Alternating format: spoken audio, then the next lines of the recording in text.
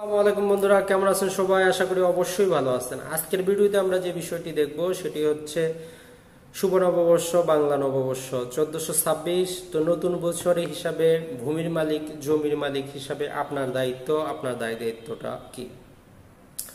যদিও বাংলা সাল আসলে আমরা উৎসব মুখর পান্তা ইলিশ অথবা মঙ্গল শোভাযাত্রাকেই বাংলা সাল মনে রাখি, কিন্তু যারা ইতিহাসের ছাত্র বা যারা ইতিহাস জানেন তারা এটি ভালো করেই জানেন যে পান্তা ইলিশ বাঙালির কোনোদিনই সংস্কৃতি ছিল না। এখন মঙ্গল শোভাযাত্রাও বাঙালির কখনোই হাজার বছরের ঐতিহ্য ছিল না। তো যাই হোক, আমরা সেই কথায় আসবো না, আমরা আসবো জমির কাজে, ভূমির কাজে। তো বন্ধুরা, আপনার যে জমি বা ভূমি যেখানে আপনি বসবাস করতেছেন, যে মাটির নিচে যে সমান্তরাল যে জায়গাটুকু, এই জায়গাটুকুর উপর আপনার প্রতি বাংলা সালের উপর নির্ভর করে আপনাকে কি করতে হয়? খাজনা দিতে হয়। আর এই খাজনা শব্দটি 1976-এর পর থেকে ভূমি উন্নয়ন কর বা ল্যান্ড ডেভেলপমেন্ট ট্যাক্সে চলে এসেছে। অর্থাৎ একটি বছর আপনি জমিতে আবাদ করার জন্য, জমিটা ব্যবহার করার জন্য আপনাকে খাজনা প্রদান করতে হয়। যদিও যে পূর্ববর্তী সেখানে আমরা জমির মালিক ছিলাম না, জমির চাষাবাদ করতাম, এই জন্য আমাদেরকে খাজনা প্রদান করতে হতো।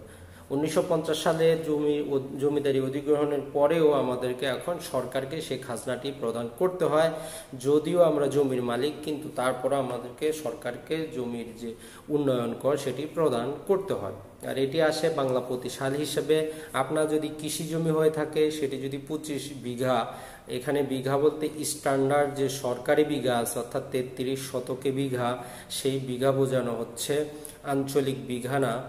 অনেক অঞ্চলে 50 শতকে, 60 শতকে, 56 শতকে বিঘা, এখানে সরকারি বিঘা। অর্থাৎ যদি আপনার 33 শতকে বিঘা হিসাবে যদি আপনার 25 বিঘার বেশি যদি কৃষি জমি না থাকে, তাহলে আপনার কোনো ভূমি উন্নয়ন কর দিতে হয় না। শুধুমাত্র 2015 সালের পর থেকে আপনাকে প্রতি বাংলা বছর, যেমন আজকে আপনার নববর্ষ,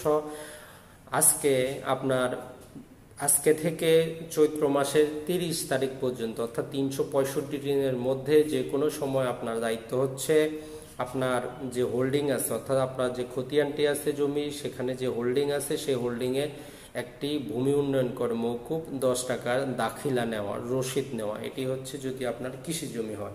আর সেটি যদি আপনার অকৃষি জমি হয়, অর্থাৎ আপনি যদি পৌরসভার ভিতরে হন অথবা গ্রামাঞ্চলেও যদি আপনি পাকা বাড়ি, ছাদমারা বাড়ি থাকে এবং সেটা যদি আলাদা আপনার খতিয়ান হয়ে থাকে, তাহলে সেখানে প্রতি শতক আপনাকে ব্যবহারের উপর ভিত্তি করে, অর্থাৎ আপনার জায়গাটি কোথাও অবস্থিত, বাংলাদেশের কোন অঞ্চলে অবস্থিত, এটির উপর ভিত্তি করে প্রতি শতাংশ বা প্রতি ডেসিমেলের উপর ভিত্তি করে সারা দেশে বিভিন্ন ধাপে আপনাকে খাজনা দিতে হয়। তো এটা 10 টাকা থেকে শুরু হয়ে 100 টাকা পর্যন্ত হতে পারে।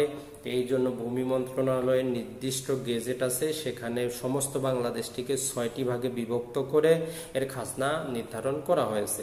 তো আপনার যদি অকৃষি জমি হয়ে থাকে, 1 শতক জমি হলেও আপনাকে খাজনা প্রদান করতে হবে। আপনার নিকটস্থ যে ভূমি অফিস আছে সেখানে গিয়ে আপনারা খাজনা দিয়ে দিবেন।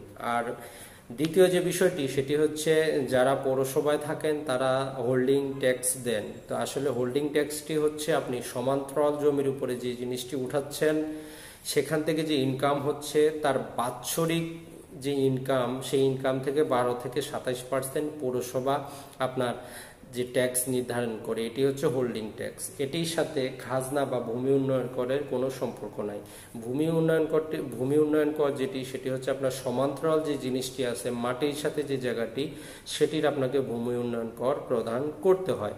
আর এটি হচ্ছে কৃষি জমি যদি আপনার 25 বিঘার বেশি হয় অথবা আপনার জমিটি যদি অকৃষি হয়, তাহলে প্রতি বছরই আপনাকে খাজনা দিতে হবে।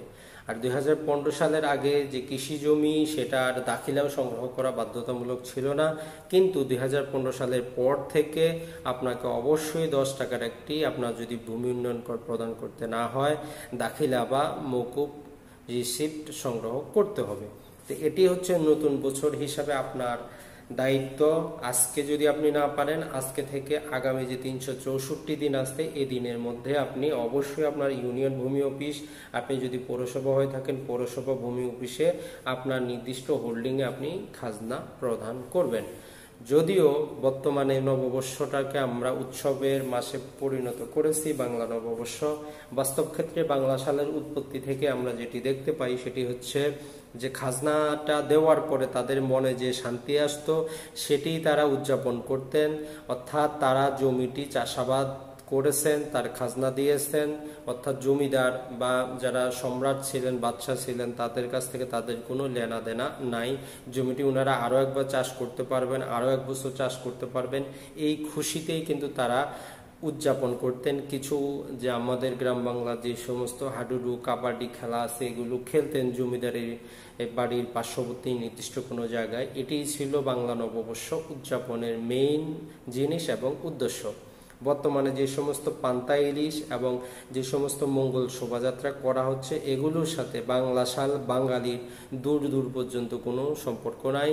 এটা যারা ইতিহাসের ছাত্র তারা ভালো করেই জানেন, যারা ইতিহাস পড়াশোনা করেছেন তারা ভালো করেই জানেন। তো বন্ধুরা, ভালো থাকবেন, সুস্থ থাকবেন এবং আপনার ভূমি উন্নয়ন কর অবশ্যই পরিশোধ করবেন।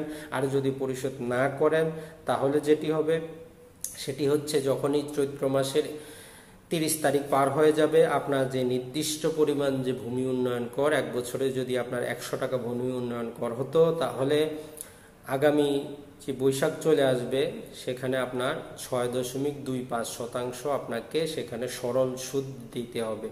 সেখানে আপনার 6.25 সরল সুদ দিতে হবে। এভাবে যদি আপনার 2 বছর 3 বছর 4 বছর বাকি থাকে তবে সেখানে আপনার গাণিতিক হারে সুদ যুক্ত হবে। তো আমরা গাণিতিক হার এবং জ্যামিতিক হার 2 রকমের হার জানি। তো আপনার সুদটি হবে, অর্থাৎ যত বছর বাকি থাকবে আপনার তত গুণ কিন্তু বাড়তে থাকবে আপনার যে ভূমি উন্নয়ন করের সুদটা। তো আশা করি বন্ধুরা অবশ্যই চ্যানেলটি সাবস্ক্রাইব করবেন যদি আপনাদের ভালো লাগে। আসসালাম।